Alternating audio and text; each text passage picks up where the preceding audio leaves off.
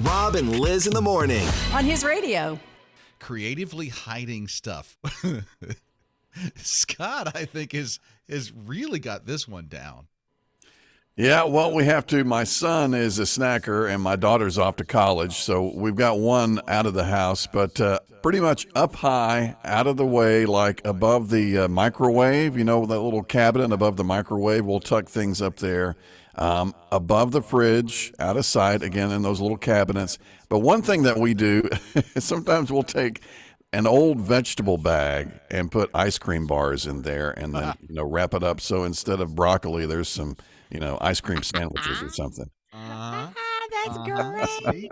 Told you. Okay, but wait until he gets as tall as my boys, and then there's no hiding above the refrigerator. Right. We'll do it while we can. Yeah, but the broccoli bag, that's a winner right there. I know, Yeah, right? it works. So I don't know if you've seen this post.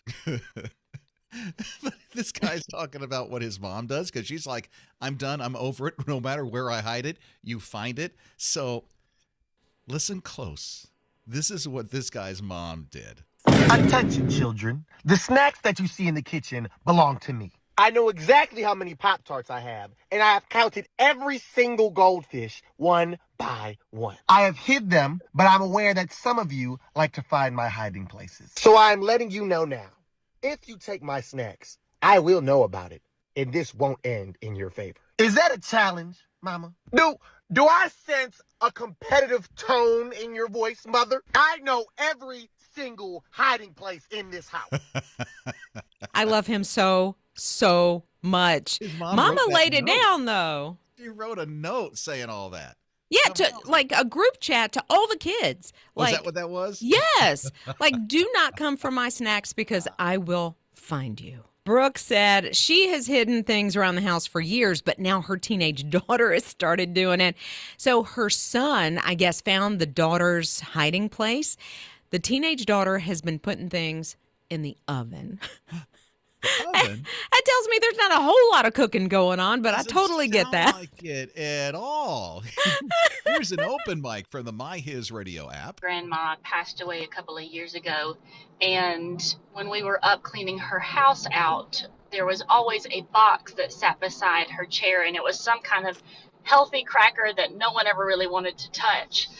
So as we were cleaning everything out, we opened up that box, and inside it was full of little candies and chocolates that she had been hiding from everyone. You go, Grandma. Right? Grandma is my hero. You can purchase a lockbox. It's an acrylic box that can go in the refrigerator, freezer, or just out on a shelf, and it has a 3-digit code that locks the box. So they can see what's in it, but they can't get to it unless they figure out the code.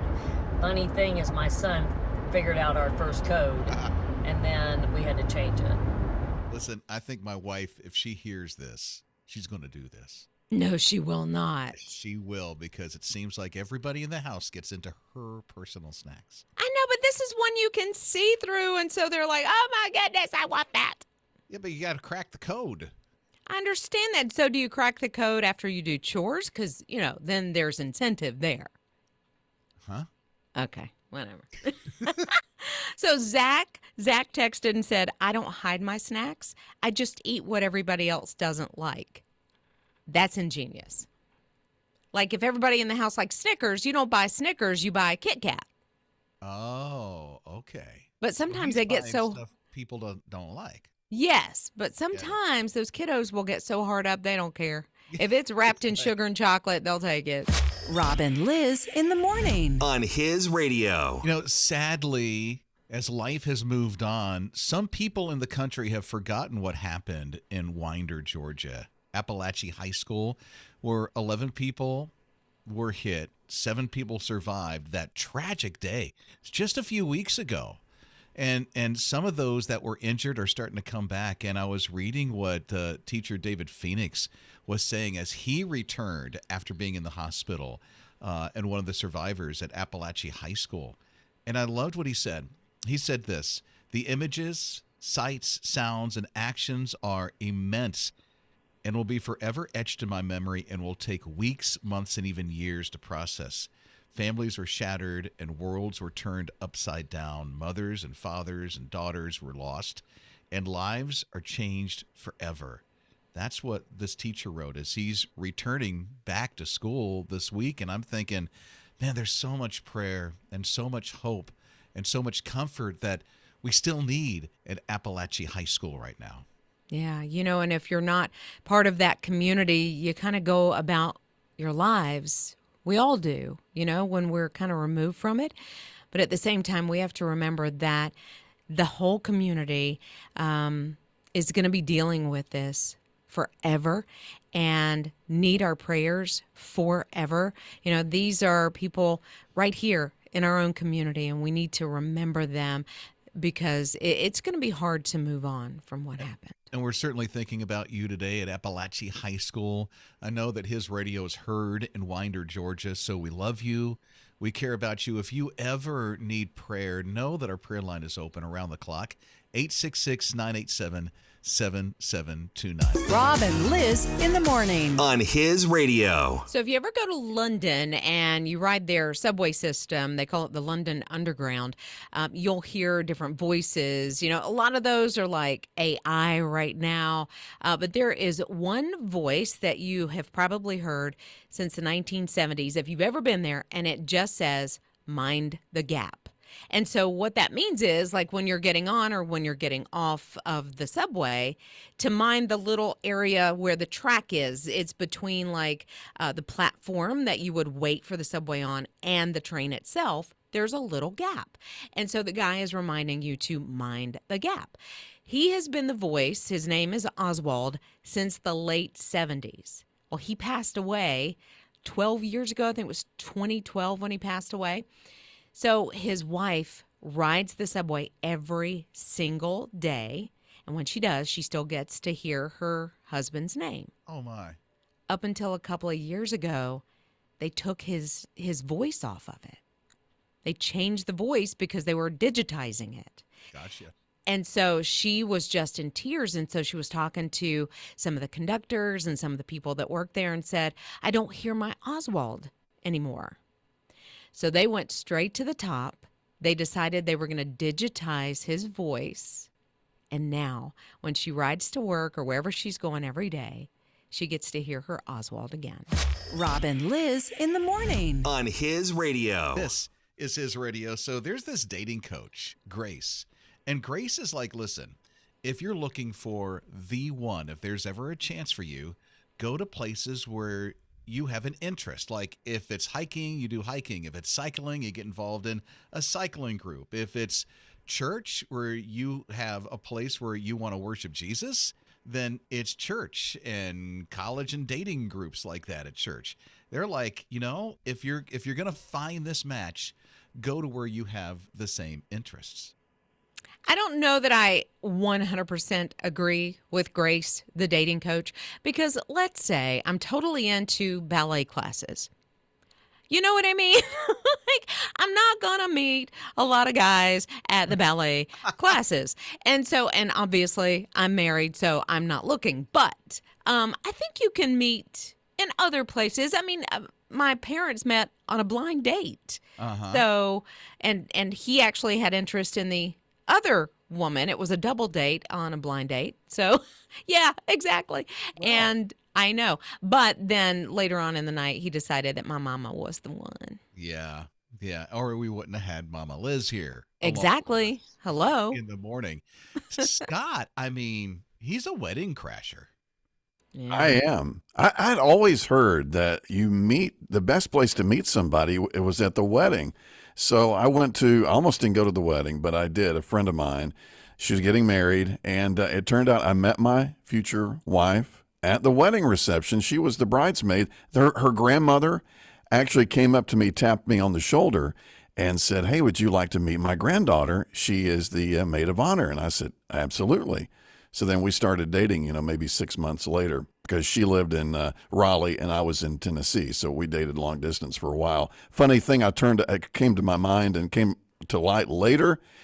Her grandmother was going around to every single guy at the reception. So there was nothing special about me. But if you didn't go to the wedding, Right. The more you ask, the better your odds. There you go. Rob and Lizz in the morning. On his radio. I've been having a hard time hearing some folks lately. And here's the funny thing. I have a harder time hearing men than I do women because of the higher pitch voice. Well, and I also think, at least in my experience in my family, men mumble a little bit more than women do. I mean, it's too. See? Yeah, exactly. And then I was reading that the new iOS 18 for iPhone is going to turn their AirPod Pros, the second generation, into hearing aids, like over-the-counter hearing aids. And so with the new platform, if you haven't already, I don't know if it's even available yet, the 18 platform, I think that's when 16 iPhone comes out. Ew. So anyway, you'll be able to do a hearing test on your phone, and then it can modify your AirPod Pros to be hearing aids. It's the wildest thing. And now these aren't the professional style, because now they have over-the-counter hearing aids that you can get. But if your hearing's really bad, you got to go with the traditional style hearing aids, I guess. Wow. And hearing aids are not cheap. No, they are not. I'm learning this from experience now. Yeah, no, I had somebody in the family that had some, and I think they were like $3,000-$4,000, and that could be on the low end. And that could be for one. Like I'm noticing that there are, it depends on the technology and it depends on the hearing loss. They could be anywhere from $1,300 for one hearing aid, one ear, not both, but one ear, to about $2,800. Oh my goodness. So one side, that's the right or the left. It's not both of them combined. Wow. So the AirPods, even though they're a little pricey, that's going to come in a lot less expensive than the hearing aids. And if they work, comparably, then there you go. Yes, the iOS 18 is already out. Good morning, His Radio. Love you guys. Hey, we love you too. Thanks for that open mic. Well, good. I'm going to go see if I can upgrade my phone because I want to try these things out. I have those AirPod Pros. Are those the in-ears or are they over the ear? No, they're in-ears. Okay. The AirPods Pro Max is the over-the-ears. Okay. Yeah, just making sure. We're giving away in the Mac Pack. We'll tell you about that in a few minutes. But that's one of the things we're giving away for the His Radio First Day giveaway. But the AirPod Pros, the in-ear ones, and they're the smaller stem, not the long ones that you see, are the ones that you can turn into the hearing aids. Okay, well, that makes sense because I thought, the over the ears, as far as, like a hearing aid kind of a thing, might get a little bulky. Rob and Lizz in the morning on uplifting and encouraging his radio. There is a little penguin that is 6 years old, and she has always been in captivity. She was born in captivity, and so she doesn't really know anything about how dangerous it is to be out in the wild on her own, but she found out recently because she escaped from her enclosure and she was gone for a little while. People were freaking out, like, where is she? She's going to get harmed. Something's going to eat her. They found her about 30 miles away. 30 miles away. I'm so glad. I'm hoping that they had like a little tracker on her. I don't know that for sure, but I'm almost thinking if she was born in captivity, that's something that they do. But yeah, also there was a typhoon that was going on at the same time. So not only did she escape like predators, but she escaped an environment that she had been protected from for 6 years. I bet girl was out there going, what have I done? What have I done? She'll never run away again. Never, ever. Rob and Lizz in the morning on uplifting and encouraging his radio. There is this thing. I was just seeing this. There is this app called Flash Food app. Never heard of it in my life, but there's somebody who is posting about this, saying that they've learned how they literally can, through this app, save 50% on their groceries. What? Isn't it crazy? Okay, hold up. What's it called again? Because I'm going in my app store. Flash Food. Never heard of it. Flash Food. But evidently it helps you with fresh groceries, sausages, vegetables, pasta, all these discounted prices. And it looks like you order through them, if I'm reading this right, and then pick it up at the store. Okay, yeah, it says grocery delivery. Okay, I'm going to get in that because if you can save up to half, still $2 for a 2-liter, come on. Right? And I don't know what kind of groceries it is because this is targeting, at least what I'm reading, the fresh stuff. but it's all at the discounted prices. Did I say Flash Food? Flash Food, yeah. Flash Food app. So it'd be interesting to see what that's all about. My wife uses, I think it's Ibotta or Bada or something like that. Where she scans Ibotta. the receipts. Right, and then you upload the receipts, and then you get some money back, right? Yeah, exactly. Okay, I use Flip, and I can say, okay, I need this, and I put it in the search engine, and then it tells me which stores that what I'm looking for is on sale. Oh, for real? That's good. Mm-hmm.